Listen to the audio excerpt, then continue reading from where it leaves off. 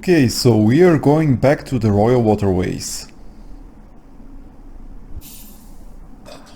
The only thing we need to do here right now is go to the optional boss Flukmarm, defeat her and grab the Hallownest charm. First we need to do a desolate dive on the crumbling floor below the bench.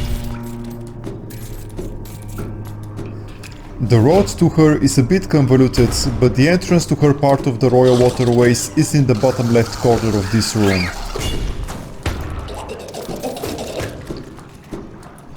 We need to go quite a bit to the right before dropping down and then circling back left. The enemies here actually drop a good amount of geo and are easy to defeat, so it's a good idea to kill them all. Also, their cries are incredibly annoying.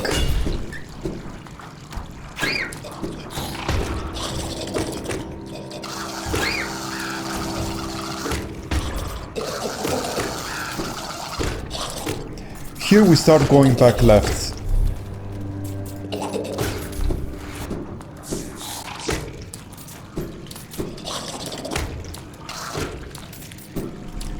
There's a tunnel hidden just to the left. We need to go through it to get to Flukmarm. Going above it and continuing left and up would eventually lead us to the junk pit. And here is Flukmarm.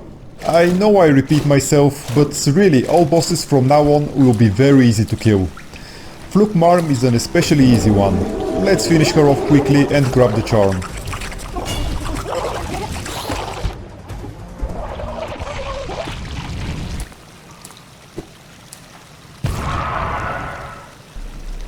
Now we can save quit so we don't have to go all the way back to the bench and then continue from there back to the Dung Defenders arena and after that through the shortcut into the broken elevator shaft.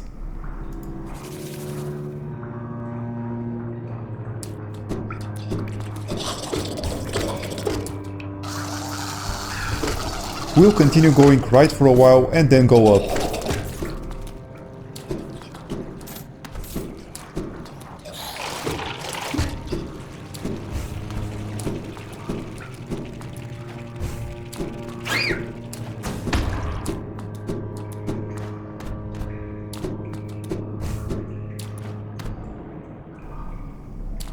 Now we continue right until we pass the boss arena.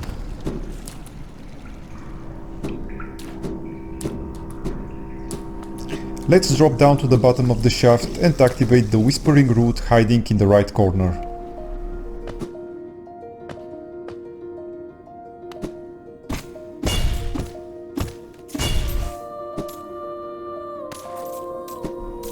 There are also a few geostones we can collect while gathering the essence orbs.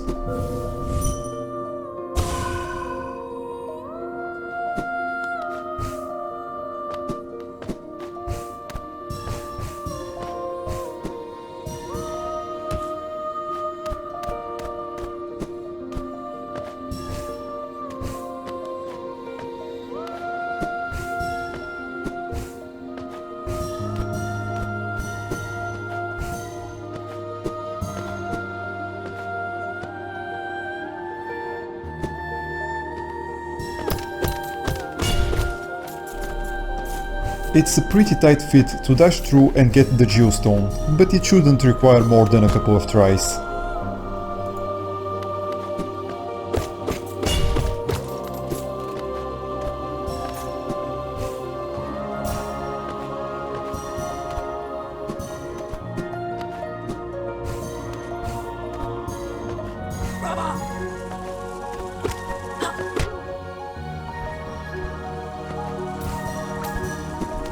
This whispering route is not at all difficult, but it's also purely optional. We're getting way more essence than we'd require.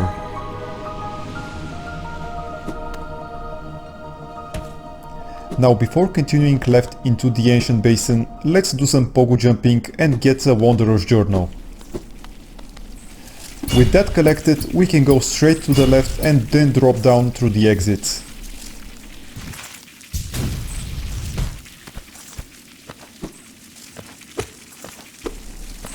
There are a few winged sentries here being extremely annoying. You may kill them or just skip them, they're not really blocking our way. Just a bit more to the left and then we drop down.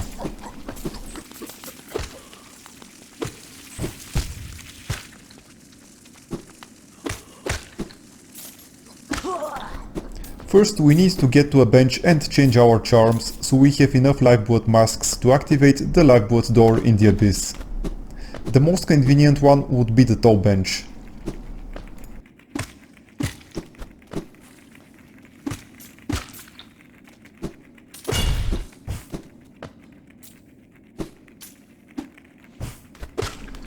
Thanks to the resilience stat, we only need the fragile heart and Johnny's blessing charms.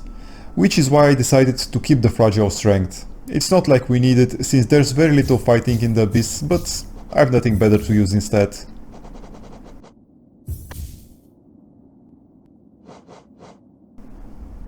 We only need 15 lifeblood masks, and we currently have 18, so there's plenty room for mistakes. Now let's go down and open the door to the abyss with our King's Brand ability.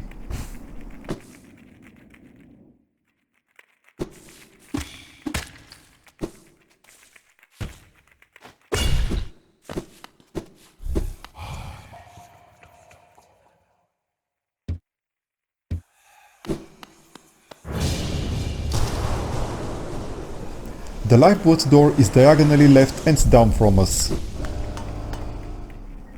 There are several spikes on the way, so be careful. Now we just need to wait for it to activate.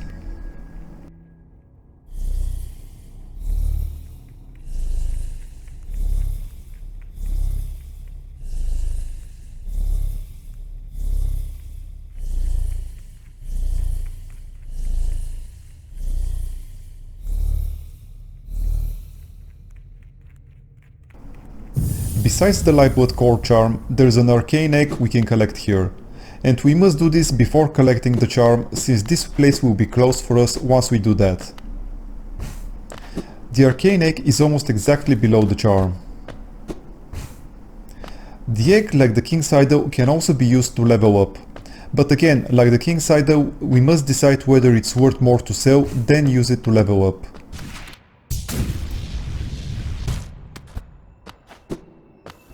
With the arcane egg in our possession, we can now go up and collect the charm.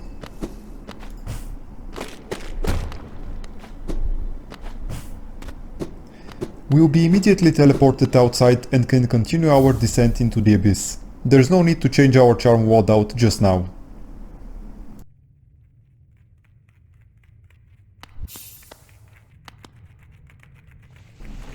Once we reach the bottom, we should first head left.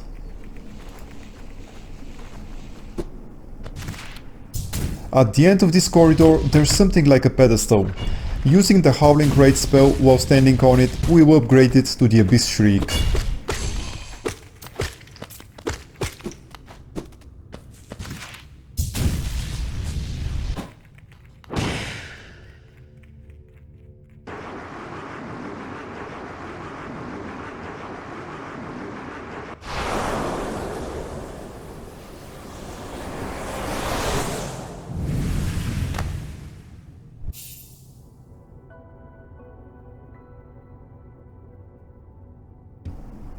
Now we go all the way to the right until we reach a lighthouse.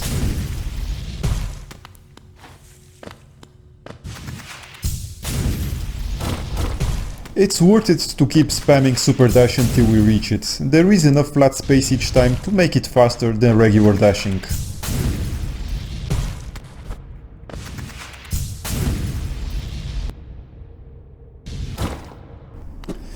Be careful of all bodies of water in the abyss. Every time you get near them, void tendrils will try to hit you.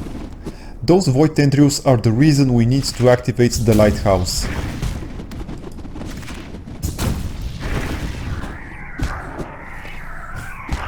Now that we've reached it, let's head up to the top. You can ignore your siblings unless you need them for the Hunter's Journal. They drop nothing and you can't build soul off of them.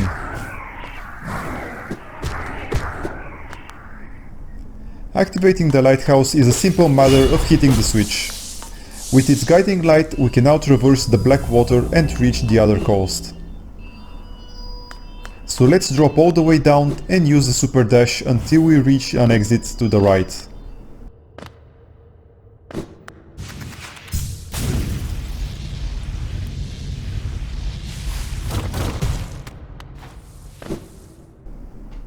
There are some void tendrils that are blocking the route up ahead, so we need to go above and around them. Once we reach the end of the cave, we should jump inside the vessel held by that statue looking like a Chozo. Or the bug version of a Chozo rather. Doing that will avail us of our last movement ability, the Shade Cloak. With it we can pass through certain objects, like the void tendrils for example. Thanks to that we were able to pick up this arcane egg. There's only one more thing to do in this cave, but it's only useful in case you're completing the Hunter's Journal. Over here to the left there's an entry about void tendrils. We'll need to come back to the abyss later, but for now we're done here. So let's leave this cave and head back to the entrance of the abyss.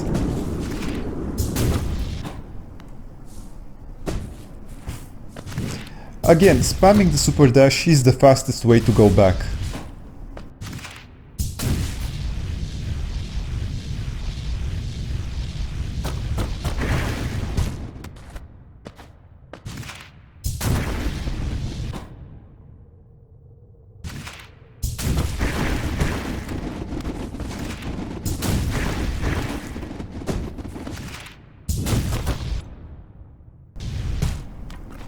Once we get here, we can stop with the super dashing and continue left until we reach the platforms.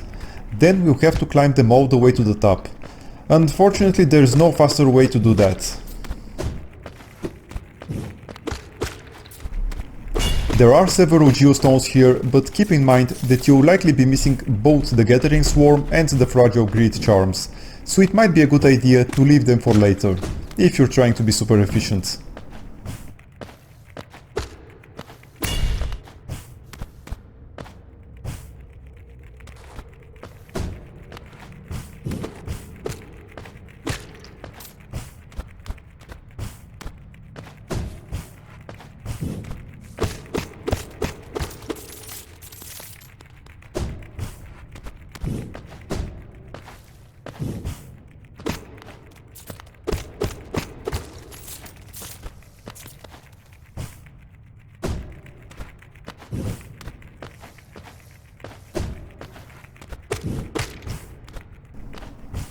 And Hornet is waiting us at the top. Chat a bit with her and then continue to the tram station.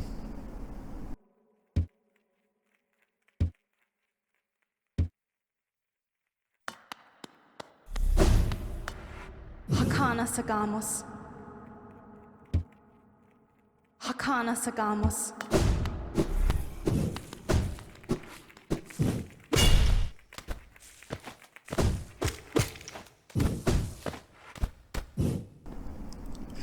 I decided to rest at the tow bench first though, both because I wanted to change to my regular charms, as well as to save my progress in case of a crash.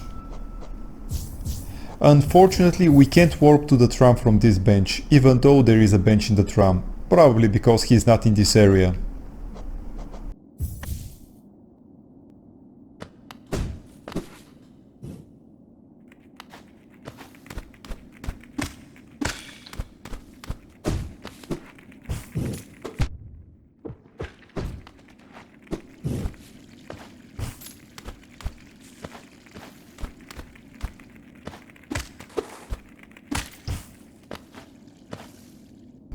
Okay, we've reached the station, so let's call the tram.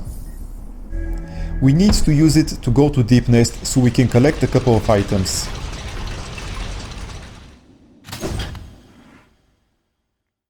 Let's press the left button and go there.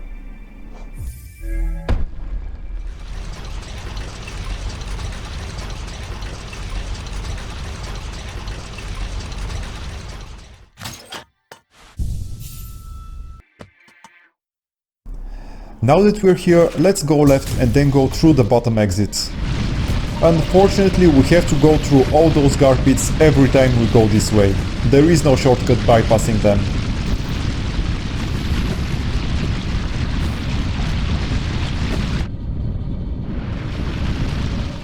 Now we continue dropping down until we reach an exit on the right and then we'll go through it.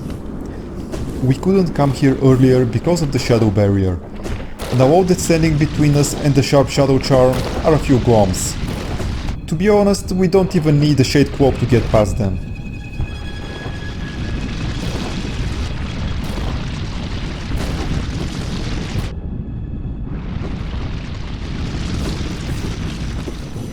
Here it is. Now we can open the shortcut on the left and leave this challenge room. Next we can go get another entry for the Hunter's Journal, the Gar Pit. Or if you don't need it, you can continue up towards the next vessel fragments.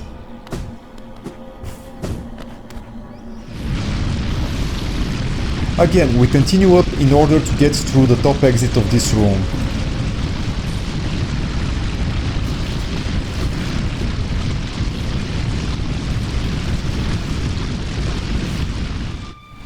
This is another challenge room. This time it's a great training for pogo jumping. It's actually pretty difficult since you have to not only time your slashes, but also move yourself correctly. Which is why I consider it to be such a good place to practice pogo jumping.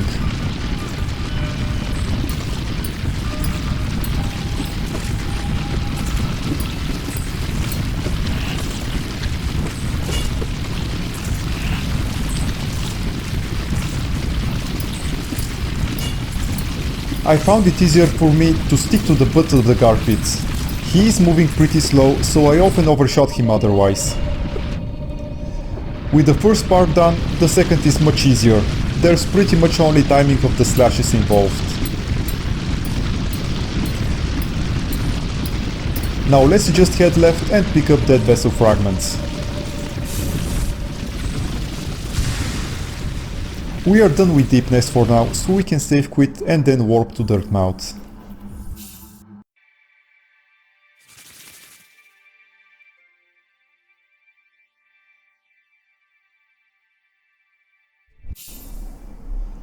Now that we have enough geo to spare, let's buy out Slice inventory. Or at least as much of the shards and fragments as we can afford. Patmos Geo!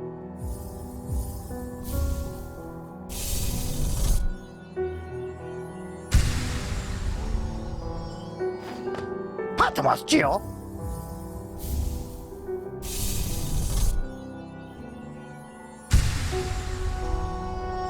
Patmos Geo!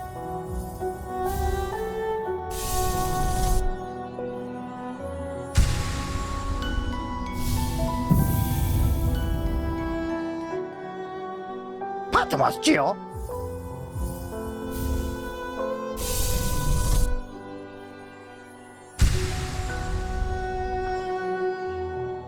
Patmos Geo!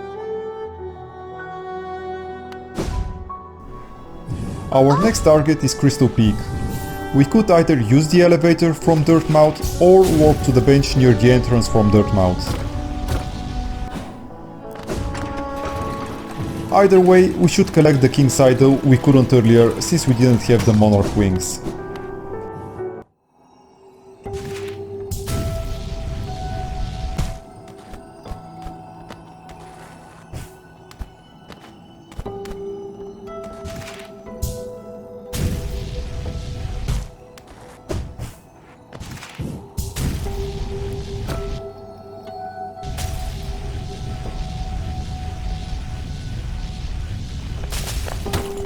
Here it is.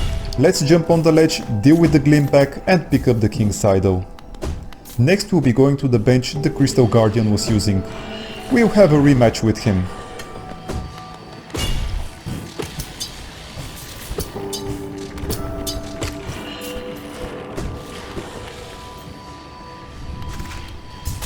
Right of the bench there's an opening we could double jump into that will lead us to the now enraged Crystal Guardian. The fight is even simpler than the previous round, since we're so much more powerful now.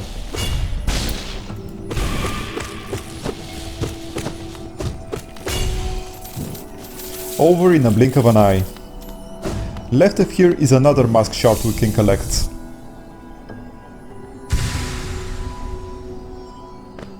Now we should continue right and then start going up.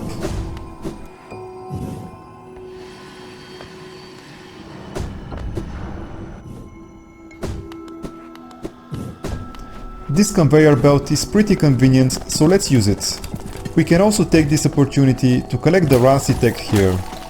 There's a crumbling floor we can crush with our desolate dive.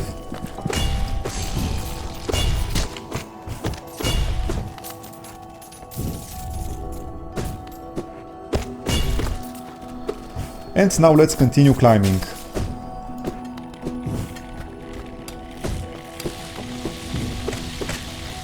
As you can see, this ledge is only reachable thanks to the monarch wings. Now it's time to go all the way to the right, so we can save another grub.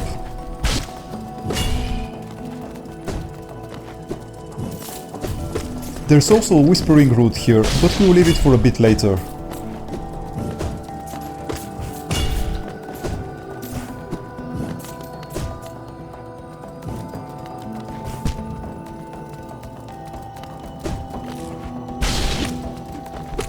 I hate cramped spaces with spikes like that. Still can't figure out how to best move around them.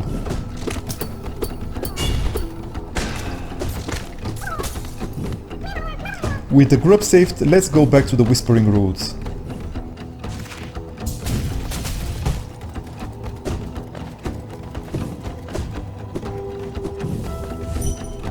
We'll activate it and first collect the essence orbs right of us. Then we'll go left on the ground floor and then jump on the upper floor and start going right while collecting the orbs there. The reason we do this is because the exit we'll be using is at the top right of this room, and going this route will place us exactly at the exit.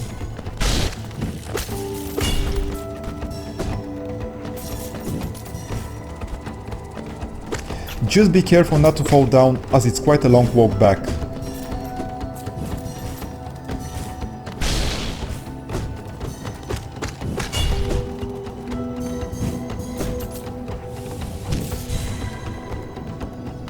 This time the spikes were a blessing in disguise, since they got me back on the upper floor.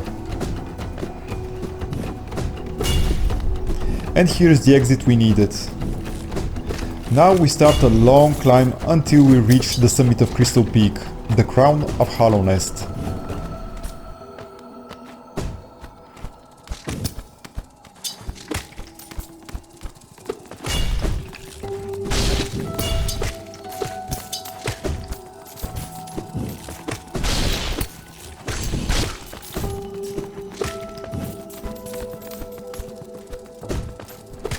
It's not a particularly eventful experience. There are a few enemies and a little bit of platforming, but it's mostly just a long climb.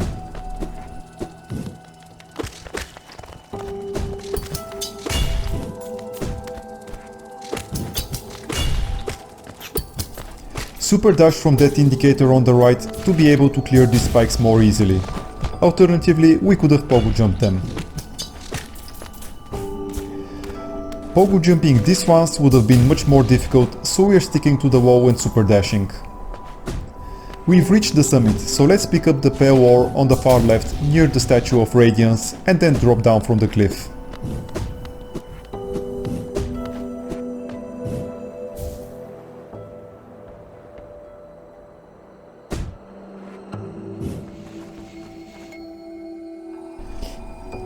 Next we can either drop all the way down to the bottom bench or save quit and then warp to it. Either way, we need to go to the crystallized mount that's right across the drop to the resting grounds.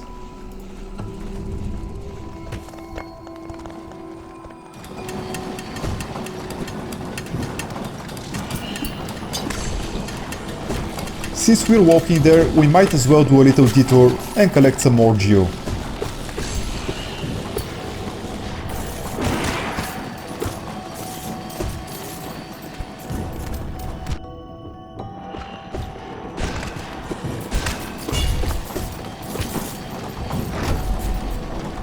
Not bad haul. Let's continue down and through the Crusher challenge, where we can collect some more geo from that chest.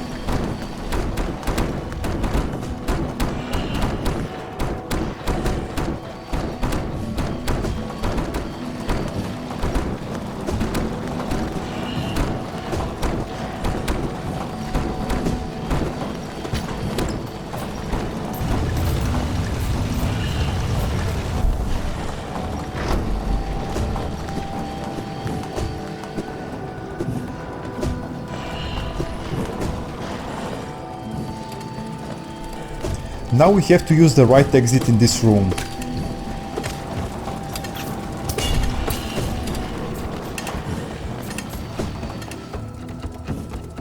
This is the dark room with platforms and spikes and the annoying crystal hunters. Just ignore them and continue right.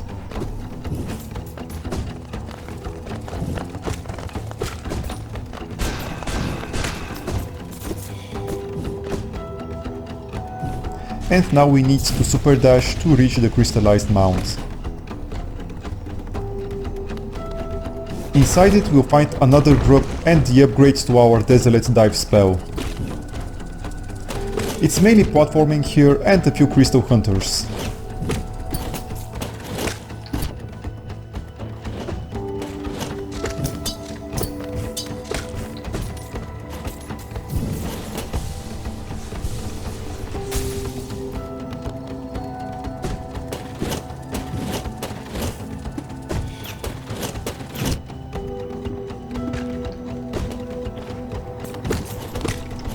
The grub is in the top right corner of this room.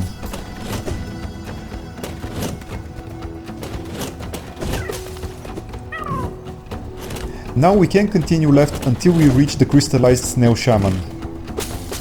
Destroying the crystal will reward us with the descending dark spell.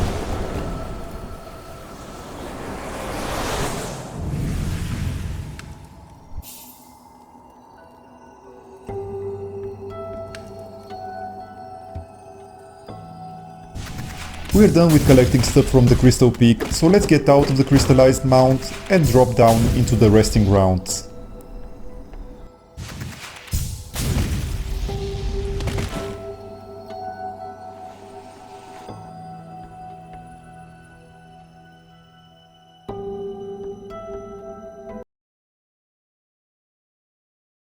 Hey guys! I hope you've enjoyed this video. If you want to see more from this game, you can check out my playlist over there. If you like my content, please press the like button, and if you have any comments, opinions or suggestions, I would love to hear from you in the comment section. Thank you for spending your time with me and hope to see you again next time. Until then, have a good one.